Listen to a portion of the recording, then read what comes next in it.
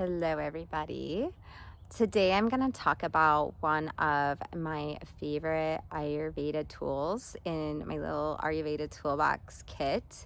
And I'm going to tell you not only why it is one of the best things that you can do for your nervous system, but how also, bonus, it's one of the best things you can do for your skin and keeping your skin young and youthful. So this is what we call in Ayurveda Abhyanga, and this is basically like a self oil massage. And I'm not going to get into like all of the details on how to do the actual oil massage itself. You can look up, I'll actually link it. There's a Banyan Botanicals one that goes through how to massage yourself from top to bottom and to all the details of that. But in this video, I wanted to talk a little bit about kind of how I go about it and why it's helped me so much. So first of all, Abhyanga self oil massage. I started doing this during my first Ayurveda cleanse, and it was so awesome because I had heard about like covering your body in oil after a shower or whatever, but I'd never gotten into like the deeper dive of that. And I didn't really know like how to do all of the massaging. But once I sat down and like started to massage the oil into my body, I was realizing how calming it was for my nervous system. And so like that oil, your nervous system is activated like electrical wires, and we are like activated like electrical wires. And some of us are a little bit more electric than other people. I am like a Vata Pitta, and so for me, I'm like sometimes I just feel like way too electric. And I don't know what to do with all that energy. And then, some of us are more kapha and we're more grounded, and we can still benefit from Abhyanga. But yeah, we're going to maybe do it with a lighter oil. And so there's different ways that we want to go about it based on, our characteristics. But for most women, even if we are kapha, we are super burnt out and depleted, and we don't realize that we're kind of running on empty. And we can take these like little daily self-care steps that can really rejuvenate us and replenish our nervous system, and it's really simple. And so anyway, I started doing the self-oil massage at night. So I bought like a little mini crock pot, like a small one, and I put a little bit of water in it. I just leave it in my bathroom. I'll pull it out from under the cupboard and put it on the counter, and then I'll put the oil in it, and then I'll hop in the bath. And then when I get out of the bath, the oil is like ready to go. If you don't want to do this method, another method I've heard about is you can just throw the oil like into your bath directly, because your bath is warm and the oil will warm up in the bath while you're in there, so you don't have to take like the extra step. But I also like to warm up my nasal water to do my nausea and stuff like that too. So it's really ultimately up to you. You don't even have to use warm oil, but once you do start using warm oil, you'll like always want to use the warm oil.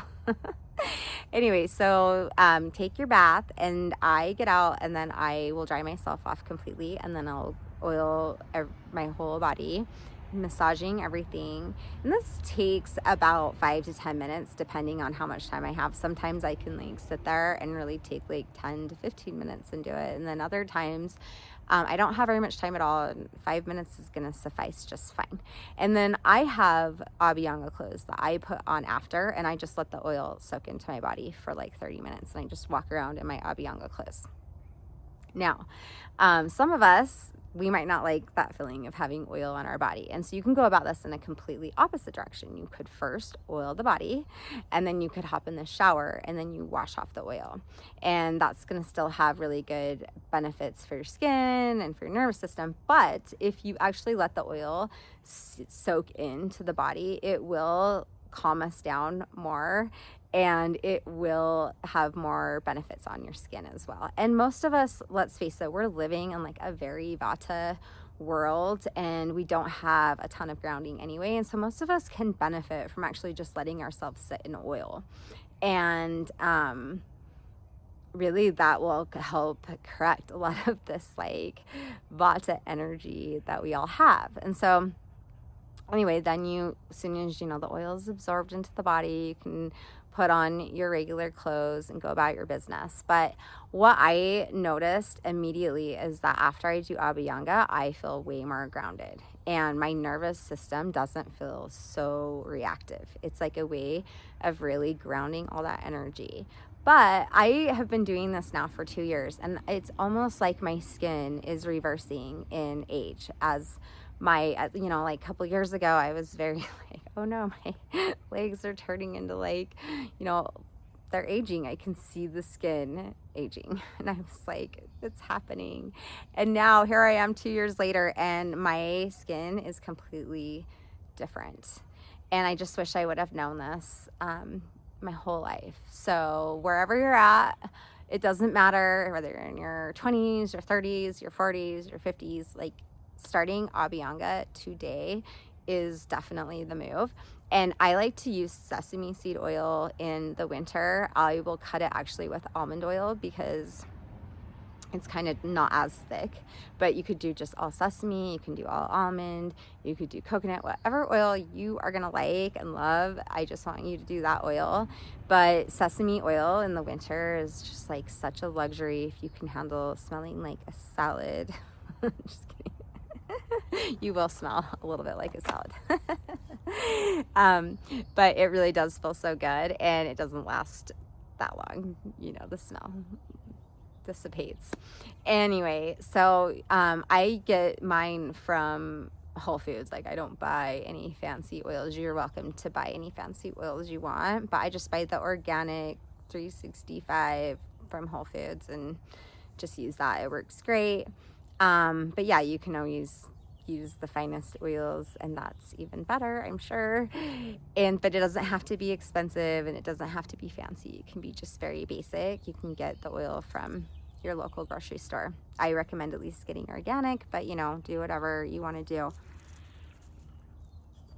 But the last thing I'm going to say about this is we hold a lot of emotions and issues. I think they call it issues in your tissues, but we hold a lot of stuck, trapped emotions in our lymph and our plasma. And so when we're doing these Abhyanga oil massages, we are moving all of this like stuck energy that gets stuck in our tissues, and we're moving it around, and we're helping the body start to work through it. And so sometimes when we're doing this stuff, we might have like memories come up or emotions come up, and that's totally fine. Try not to like get stuck in the emotion, and if anything's too intense, then of course seek professional help. But as emotions come up, just see if you can allow yourself to feel them. You don't need to add a whole story as like where the emotion came from, why the emotion's there. You can just feel it and stay with it until the feeling kind of loses its charge, and then kind of imagine it moving through the body. And the more that you do this, the more that you're keeping those stuck emotions from getting stuck. You're just keeping that system moving through. And this also has a lot to do with the liver. I've made videos on the liver before. And if we have a clean lymph, then we're more likely to get the nutrients to all the layers of the body. And so doing this actually helps us keep a healthy lymph. It makes it so the liver doesn't have to work as hard to keep that healthy plasma layer, so that we can keep getting all of the nutrients deep into all of the tissues. And so Abhyanga goes beyond just helping heal the nervous system.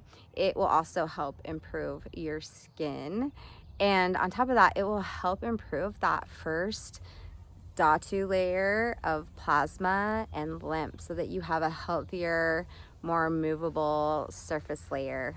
So I would love to know if you've ever done Abhyanga, or how you like to do it, if you have any tips or tricks to your Abhyanga, and I'll see you in the next video.